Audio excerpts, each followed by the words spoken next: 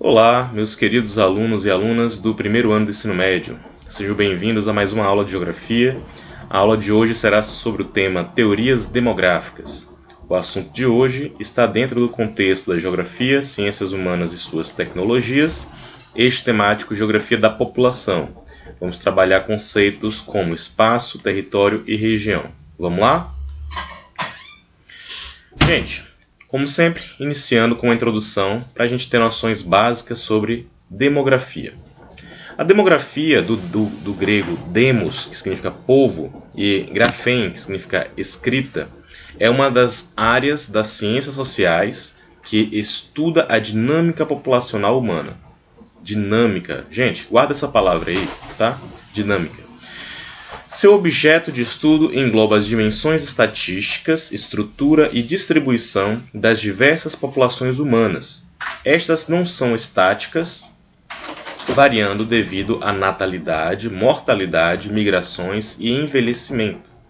A análise demográfica centra-se também nas características de toda a sociedade ou um grupo específico definido por critérios como educação, nacionalidade, religião e grupo étnico. Gente, então tá aí o conceito de demografia, tá? Vamos lembrar daquela palavra que eu falei para vocês guardarem? Qual foi? Dinâmica, não é isso? Aí eu pergunto para vocês, uma coisa dinâmica é algo que está sempre em movimento, certo? Ou seja, o estudo da demografia é um estudo de um objeto que não está parado, de algo que não está estático, é algo que está sempre em movimento devido às variáveis como natalidade, ou seja, os nascimentos, mortalidade, ou seja, as pessoas que estão falecendo, migrações, ou seja, as pessoas que estão mudando de lugar para o outro, e envelhecimento, tá? Então, pessoal, se a gente fosse trazer para o contexto do Brasil, tá? Sobre a população brasileira, o que a gente poderia trazer de informações? Então eu trago aqui um raciocínio da Elza Bercó, que ela fala o seguinte: a evolução demográfica brasileira vem sendo marcada por transições nos níveis e tendências da mortalidade e da natalidade. O século XX testemunhou no Brasil um crescimento significativo. Por exemplo, em 1900, éramos cerca de 17 milhões e 500 mil brasileiros. Em 2000, 100 anos depois, o país atingiu a cifra de 169 milhões, ou seja, em um século saltamos de 17 milhões e 500 mil para 169 milhões. Foi um crescimento muito rápido. Tá?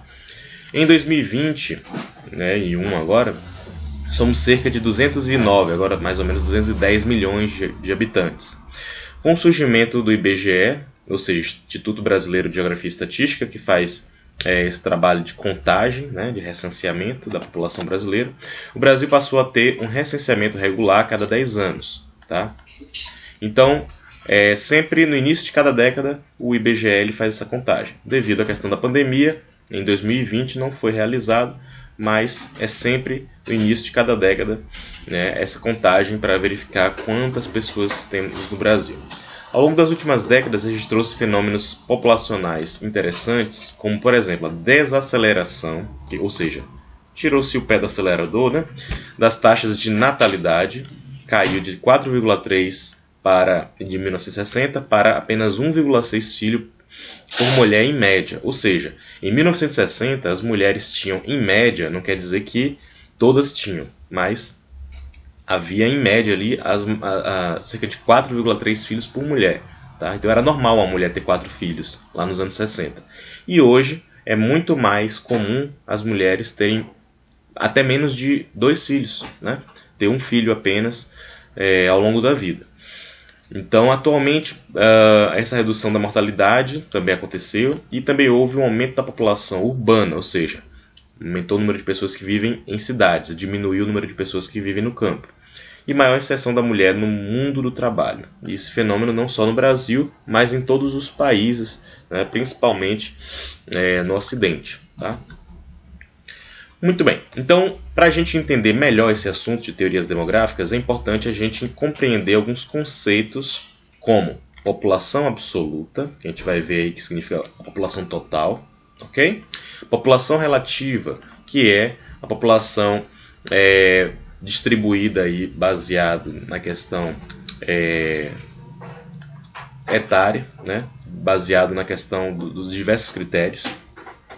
Superpovoamento, tem a ver com ter muitas pessoas em uma determinada área. Taxa de fecundidade, que é taxa de filhos por mulher, de nascimento. Tá? Taxa de natalidade, né? Taxa de mortalidade e crescimento demográfico. Vamos conhecer um pouco detalhadamente de cada um desses conceitos logo em breve. Então olha só essa foto que eu postei aqui. Tá? É uma foto do aeroporto de Congonhas, em São Paulo. Então observe aqui, né, o que representa mais ou menos o número de pessoas que a gente tem aí no mesmo espaço. Lembrando que a cidade de São Paulo é a cidade mais populosa do Brasil, tá? Com mais de 10 milhões de habitantes.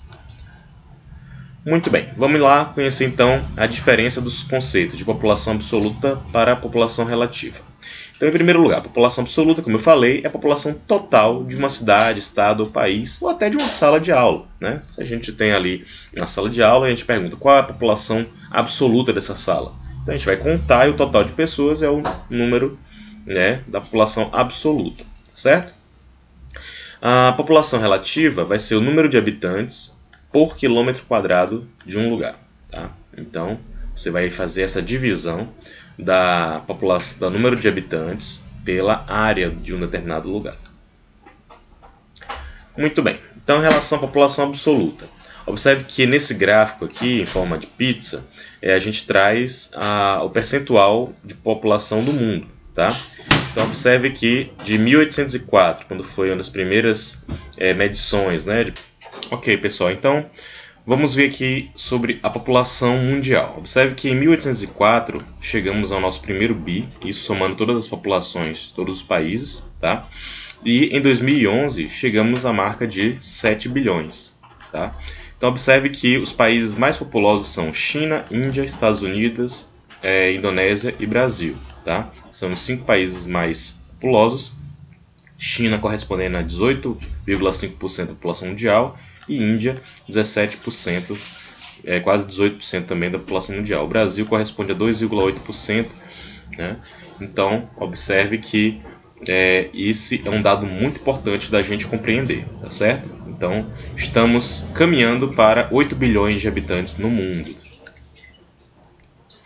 Então, observe aqui que a população absoluta do Brasil é de aproximadamente 210 milhões de habitantes, tá? A maior parte da população concentra-se na região sul e sudeste, tá? E nordeste do Brasil. Observe que aqui, de acordo com a legenda, as cores mais próximas do marrom escuro são as populações onde tem maior concentração populacional. E as cores mais próximas aqui das cores mais claras são as áreas menos povoadas. Então observe que a região centro-oeste e a região norte do Brasil correspondem a regiões menos povoadas, tá? E assim, a população relativa do Brasil é de aproximadamente 23,8 habitantes por quilômetro quadrado. Professor, eu não entendi, 23,8 habitantes por quilômetro quadrado. Isso significa que o Brasil ele possui uma população relativa elevada ou baixa?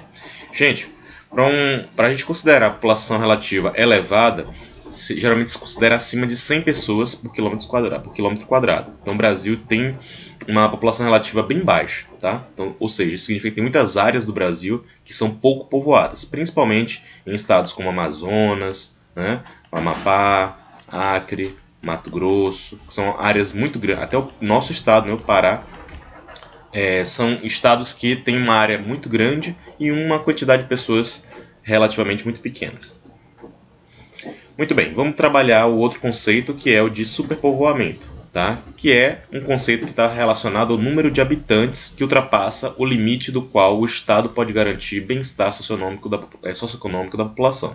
Ou seja, países que têm um território pequeno e muita população, ou países que têm população muito grande em que a arrecadação, né, dos impostos não consegue dar conta de devolver serviços com boa qualidade. Então, por exemplo, o Japão, que é um país rico, ele possui uma limitação geográfica.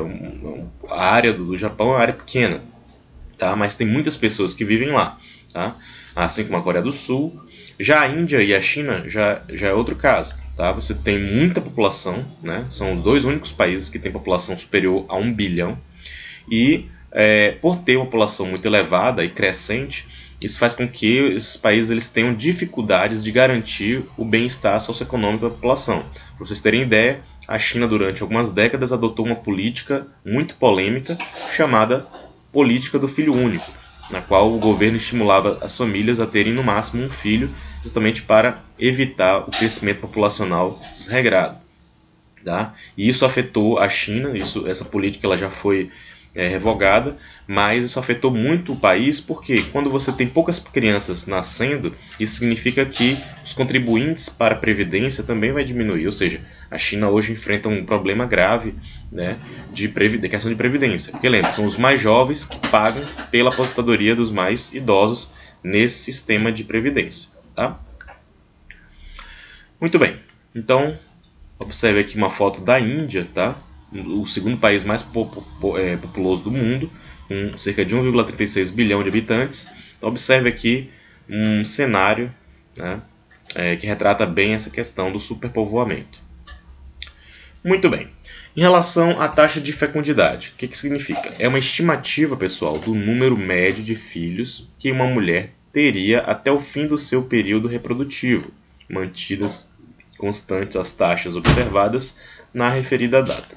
Então lembre-se, toda mulher ela tem um período ao longo da sua vida em que ela está no período reprodutivo, ou seja, quando ela começa a menstruar até o período de determinada idade, ela consegue ter a capacidade de gerar filhos. Tá? Então, a taxa de fecundidade é uma taxa que vai identificar a média de filhos, né? O número de filhos que essa mulher vai ter ao longo da vida. Tá? No passado, como a gente falou, aqui no Brasil, era muito comum a maioria das mulheres terem aí cerca de 4 filhos ao longo da vida. Né? Hoje em dia, esse número caiu para menos de 2 filhos. Né? Algumas mulheres têm 2 filhos, algumas mulheres passam a vida inteira e só têm um. Tá? Então, essa taxa de fecundidade, guardem isso aí, é uma taxa que mede o número de filhos por mulher. Então observe esse gráfico aqui, mostrando a realidade do Brasil, tá? Principalmente entre os anos de 1940 e 2010, mostrando a evolução ou a involução, né, da taxa de fecundidade no Brasil. Observe que em 1940 a média era de 6 filhos por mulher. Lembre-se que em 1940 a maior parte da população ainda não morava em cidades. Tá? E foi caindo até chegar em 1,9 em 2010, tá? Filhos por mulher. Então, importante a gente entender essa dinâmica. Lembra que a gente falou lá no início que a demografia é uma ciência que não é estática, é uma ciência que é dinâmica, tá? Porque ela está sempre em movimento. Então, observe que o número de filhos por mulher, né, a taxa de fecundidade retrata bem esse movimento aí da população, movimento em relação à quantidade de pessoas. Muito bem, ainda falando de taxa de fecundidade, eu trago esse mapa do Brasil, mostrando quais são as unidades federativas, né, ou os estados brasileiros, que possuem aí uma média mais alta ou mais baixa em termos de fecundidade. Observe que todos os que estão com as cores mais claras quer dizer que são estados onde as mulheres têm mais filhos. No caso, mais de 2,5 filhos por mulher ao longo da vida. Observe que estados como Amazonas e Maranhão são os estados onde as mulheres ainda têm, né, culturalmente o hábito de terem mais filhos ao longo da vida. Estados como os demais da região norte, inclusive o Pará e também o estado de Alagoas, no Nordeste, também vai ter aí um número ainda elevado de filhos por mulher. Já quando a gente vai analisar o restante do Brasil, toda a região sul, sudeste, centro-oeste e boa parte do Nordeste, né, as mulheres têm em média mais ou menos 2,1 filhos, ou seja, diminui aí a quantidade de filhos por mulher, tá bom? Essa é a taxa de fecundidade do Brasil. Muito bem.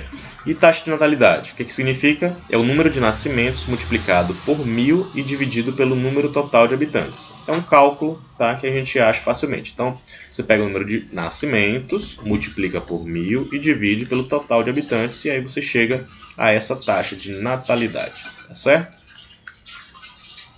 E a taxa de mortalidade, né? É uma taxa contrária, né, à taxa de natalidade. Você vai analisar o número de óbitos, ou seja, o número de pessoas que morrem, multiplicado por 1000 e dividido pelo número total de habitantes. Então, mesma coisa, que ao invés de pegar o número de pessoas que nascem, você pega o número de pessoas que morrem, multiplica por 1000 e divide também pelo total de habitantes. E o conceito de crescimento demográfico, pessoal, o que significa?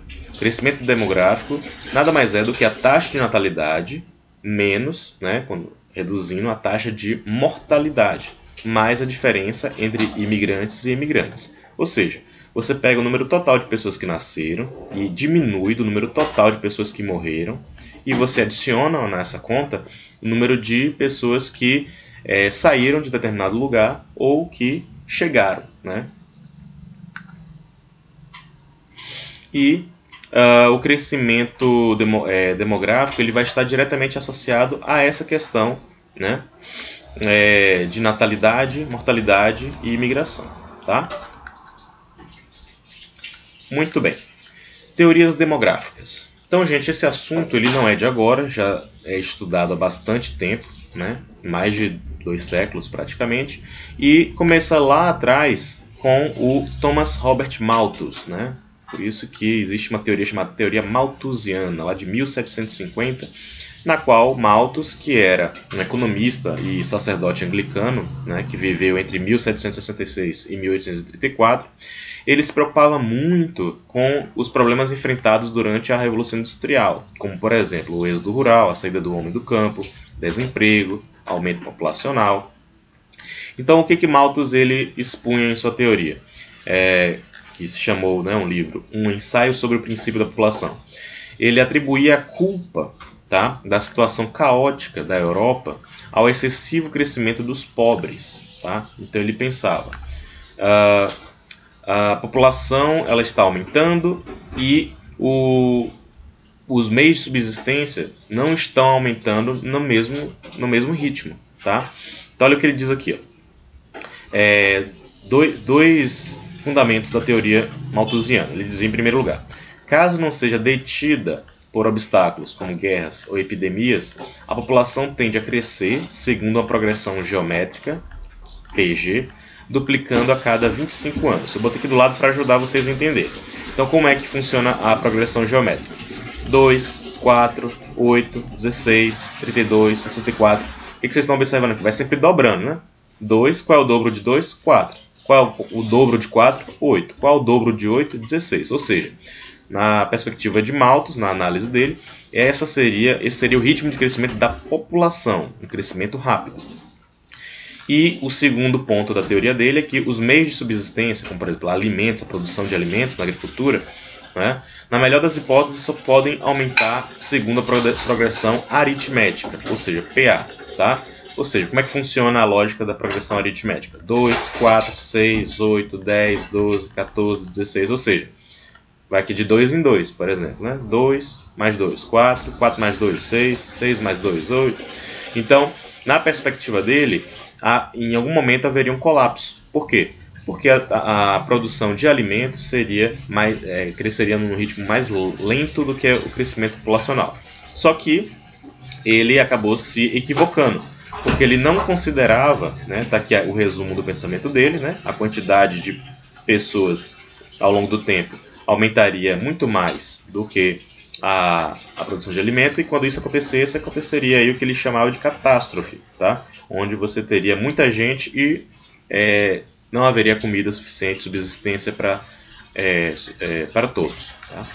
Só que ele não contava com o que a Revolução Industrial, né, também causaria na agricultura. Né? O desenvolvimento das máquinas não chegou também no campo, e isso fez com que essa questão não chegasse na catástrofe que ele previa. Tá? Então olha só, a erradicação da pobreza e da fome por meio do controle de natalidade e outras medidas como casamentos tardios e número de filhos compatível com os recursos dos pais seriam soluções de Malthus para o problema. Né? A questão é que o crescimento geométrico da população previsto por Malthus não ocorreu, ou seja, a população não cresceu naquele ritmo que ele previa. E a produção de alimentos ultrapassou as expectativas, principalmente graças à Revolução Verde, que nada mais é do que a Revolução Industrial quando chegou ao campo. Tá? E a média do crescimento populacional anual nos últimos 20 anos ficou abaixo da projeção inicial. Tá? Outra teoria demográfica que também surgiu foi a teoria neomalthusiana. Tá? Essa teoria ela já vai surgir no século XX. E o que ela prega, o que ela diz? Atribui a culpa pela situação de miséria dos países emergentes ao acelerado crescimento populacional. Concorda que a agricultura é capaz de produzir alimentos suficientes para todos, mas defende programas rígidos e oficiais de controle de natalidade, em geral rotulados de planejamento familiar, como o emprego de métodos anticoncepcionais, aborto e vasectomia, tá? Que são métodos aqui para as mulheres terem menos filhos. Então essa é a teoria neomalthusiana. Então ela tem uma lógica parecida, né? Ela prevê uma catástrofe acontecendo, só que agora relacionado ao acelerado crescimento populacional, né? Associado à questão da miséria, principalmente em países emergentes, países, né, que são pobres, mas que estão tentando se desenvolver. Tá?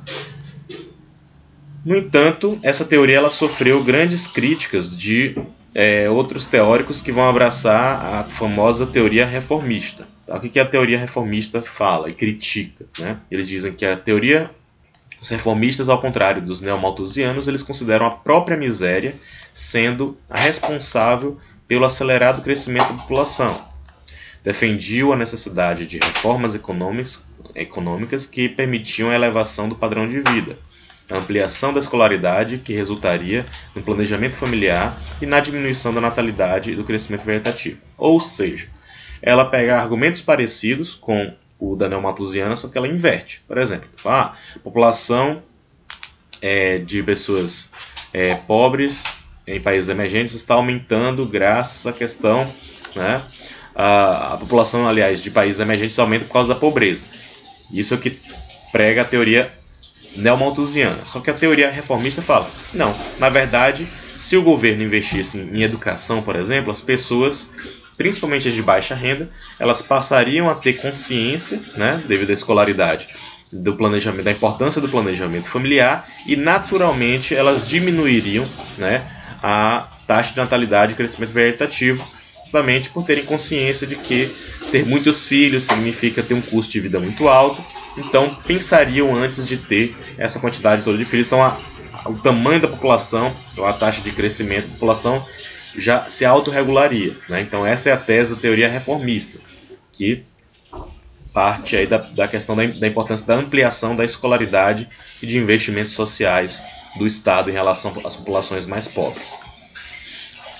E uma outra teoria, já que vai datar dos anos 2000, é a teoria ecomalthusiana, que também vai ter, né, uma lógica parecida com a teoria de Malthus, só que vai entrar aí a questão, né, da ecologia. Né? O que essa teoria ela sustenta?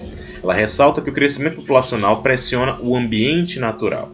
Tá? Então aqui agora, ao invés de falar sobre uma catástrofe humanitária devido à questão da alimentação, fala sobre uma possível catástrofe humanitária devido à questão da eliminação aí dos recursos naturais, como florestas, poluição dos oceanos, etc. Né?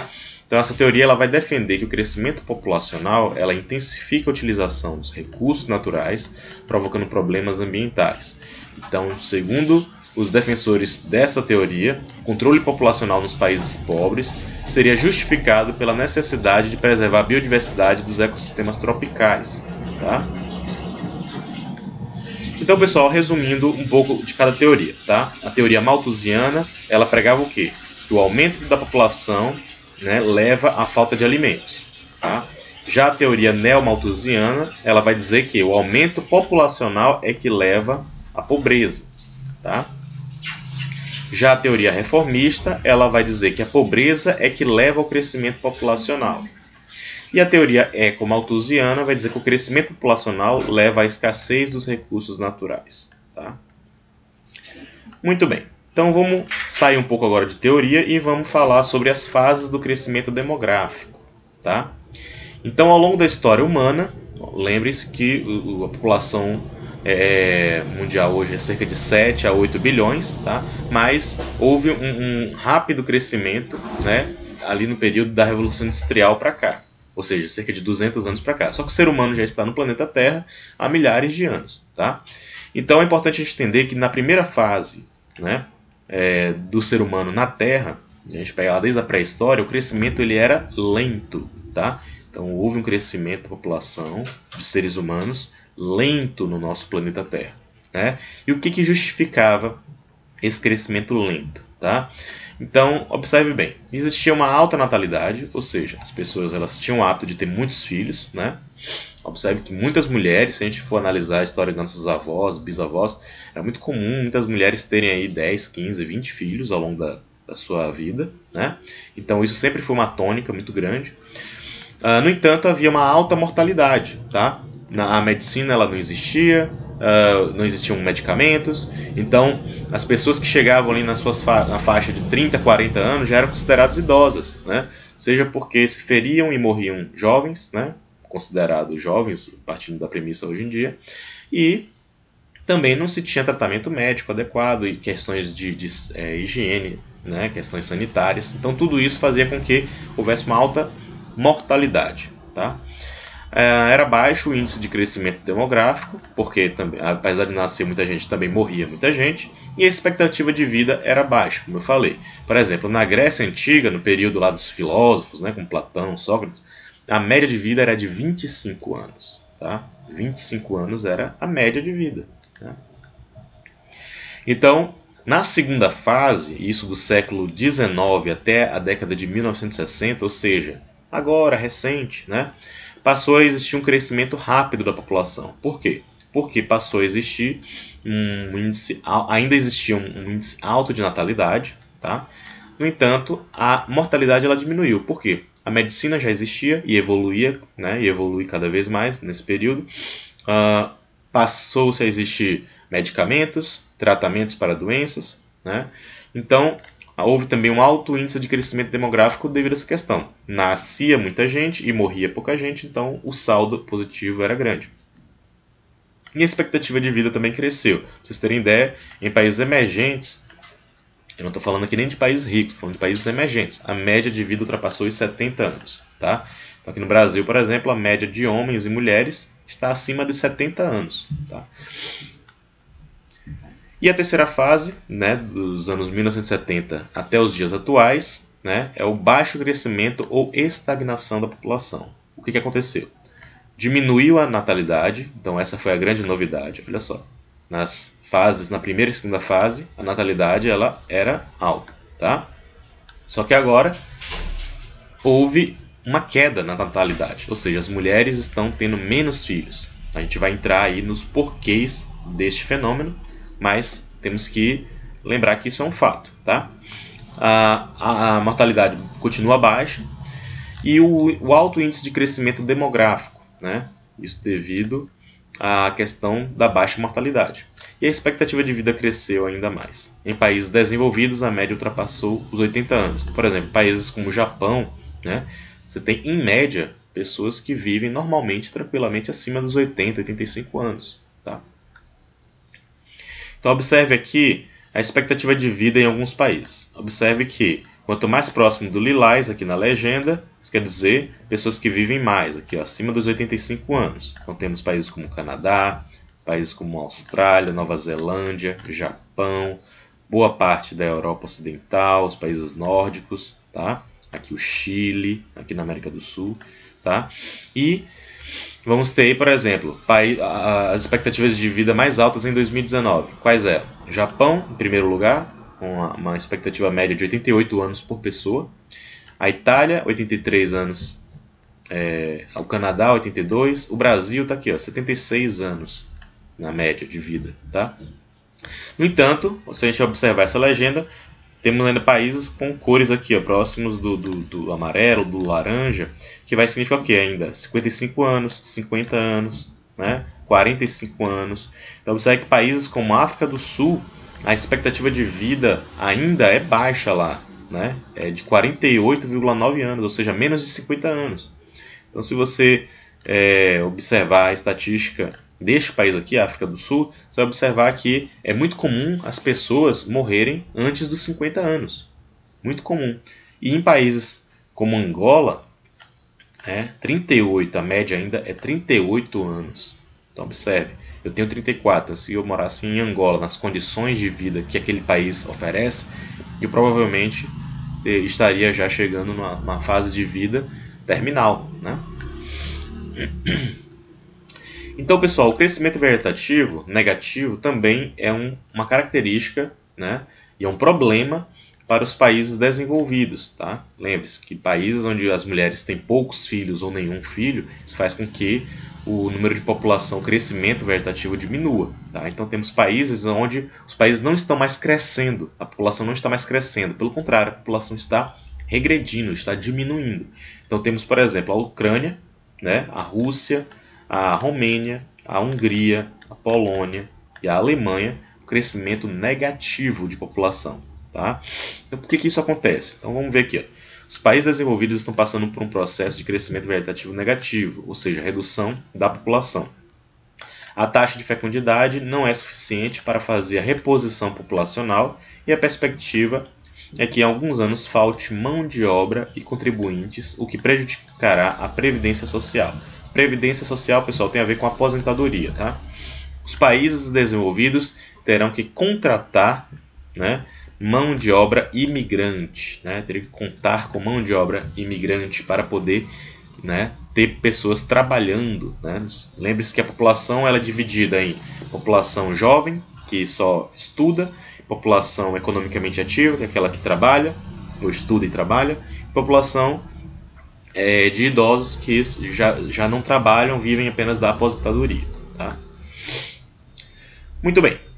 Lembre-se que a gente falou sobre um fator importante que é a diminuição da taxa de fecundidade. Né? Falamos ali atrás, né, sobre países que a população está diminuindo. E o que será que explica essa redução, né, do crescimento vegetativo de alguns países? Então vamos ter algumas explicações como a urbanização, né? Ou seja, a vida na cidade envolve exigências muito maiores do que a vida era no campo, como a vida era no campo. O aumento da escolarização, né, que pode levar maior acesso a métodos de planejamento familiar, ou seja, as mulheres e os homens, a partir do conhecimento que se aprende na escola, né, devido à sua vida ter acesso à informação, descobre que é possível tranquilamente você planejar a sua vida familiar. Né? Então você não necessariamente acaba tendo filhos muito jovem, né, porque você sabe que existem métodos anticoncepcionais que pode permitir que você tenha ali uma vida sexual ativa e não necessariamente se tornar pai ou mãe. Tá? E também outro fator, outra causa, é a incorporação das mulheres no mercado de trabalho, ou seja, o acúmulo de trabalho dentro e fora do lar. Isso significa, pessoal, que as mulheres, muitas delas acabam optando por, primeiro, antes de se tornar mãe, né, aprender uma profissão, se inserir no mercado de trabalho, né, ter sucesso na carreira e depois sim ela para pensar em constituir família, porque muitas vezes a divisão, né, do trabalho com a maternidade é algo que é realmente muito difícil, né, ser conciliado. Não é impossível, mas é muito mais difícil. Então muitas mulheres acabam tendo filhos depois dos 30 anos. Né? Hoje é muito comum isso, porque ao longo dos anos, da década de 20, ela está ali procurando se formar, se inserir no mercado de trabalho e adquirir bens materiais. Tá? Então observe que a taxa de fecundidade no Brasil, recolocando aqui, né, caiu de 6 em 1940 filhos por mulher para menos de 2 em 2010. Então, gente, outro ponto importante na nossa aula de hoje é esse aqui, ó. Esse gráfico chamado pirâmides etárias. A gente trouxe aqui para vocês esse gráfico e a gente vai ajudar vocês a interpretarem esse gráfico, tá bom? Vamos lá. Então, temos aqui o título desse gráfico é Mundo 2020, ou seja, está falando da pirâmide etária do mundo, ou seja, a gente está falando, pessoal, da população masculina e da população feminina no mundo, tá? Então observe que temos aqui do lado esquerdo esse eixo, aqui embaixo temos, né, outro eixo, sendo que o do lado esquerdo aqui, que vai de baixo para cima, fala sobre a idade, tá? Começa aqui de 0 a 4 anos e vai até 100 ou mais. E aqui na linha horizontal vamos ter o percentual, que vai começar de 0 aqui no meio e vai correr aqui para a esquerda até 10% e também vai correr para a direita também a 10%. E temos aqui duas cores, tá? A cor rosa representando o gênero feminino e a cor azul o gênero masculino. Então observe que aqui no meio a gente tem a divisão, tá? E aí a gente vai observar que quanto mais essa barrinha se aproxima para a direita, isso vai mostrando a quantidade em termos de percentual, né, de população de acordo com a idade, tá? Então, por exemplo, se eu for analisar aqui, ó, 100, eu vou analisar aqui no topo, né? Ou seja, menos de 1% da população no mundo tem mais de 100 anos. Ou seja, é muito mais comum no mundo as pessoas terem até 94 anos, né? Se observar aqui, ó, corresponde a 0,01%. Agora, se a gente for analisar, por exemplo, aqui, ó, a faixa de 30 a 34 anos, por exemplo, que é a minha faixa etária hoje, inclusive, a gente tem aqui, ó, 4%, né, do total de homens estão dentro dessa faixa etária e 3,8% das mulheres estão nessa faixa etária. Ou seja, isso significa que muitos homens estão nessa faixa etária de 30 a 34 anos, assim como mulheres. Assim como também temos muitos homens entre os 20 e os 24, entre 24. Na verdade, a maioria da população de homens e mulheres no mundo é de pessoas jovens, né, que vai ali até os seus 50 anos, digamos assim, tá? Então, a gente vai ter na base da pirâmide, então, informações sobre populações jovens, né, de 0 a 4 anos, 5 a 9, de 10 a 14. No meio, a população economicamente ativa, que geralmente vai ali dos 20, né, até os 64 anos. E no topo da pirâmide vamos ter população mais idosa, que vai ter população superior a 65 anos, tá certo? Pirâmides etárias no Brasil. Então, já que vocês aprenderam a interpretar um gráfico, então observe aqui agora. Nossa pirâmide etária no Brasil, considerando não mais o mundo, agora só o nosso país, tá? Em 1980 era desta forma, tá? Nos anos 2000 já era desta outra forma. Observe que aumentou aqui, ó, o número de idosos, tanto homens quanto mulheres, deu uma aumentada. E deu uma diminuída no número de crianças, né, de 0 a 4 anos, né? Era maior em 1980 e agora é menor em 2000. E em 2020, né, a estimativa, né, que foi alcançada também aumentou aí o número de idosos, homens e mulheres. Agora observe que o número de idosas mulheres é maior do que o número de idosos. Tá? Isso aí fala muito sobre a questão dos cuidados, né? As mulheres em média se cuidam, vão mais ao médico do que os homens. Então isso faz com que elas identifiquem problemas de saúde e tratem, curem mais do que os homens. Muitas vezes deixam para ir no médico só quando a coisa realmente já está muito grave. Então observe que houve aí uma redução, né, do número de jovens em relação a 1980, tá? Ou seja, em 1980 nascia muito mais crianças do que hoje em 2020, 2021, tá? Em relação ao Pará, gente, essa pirâmide etária fala do nosso estado aqui do Pará, tá? Então observe que a predominância, né, de homens e mulheres está nessa faixa etária aqui, ó, de 10 a 20 anos, tá? Considerando a maior parte dos homens e das mulheres. Então, de acordo com a população estimada em 2019, a população do Pará é de cerca de 8.662.865 pessoas, ou seja, estamos aí caminhando para quase 9 milhões de habitantes no estado do Pará.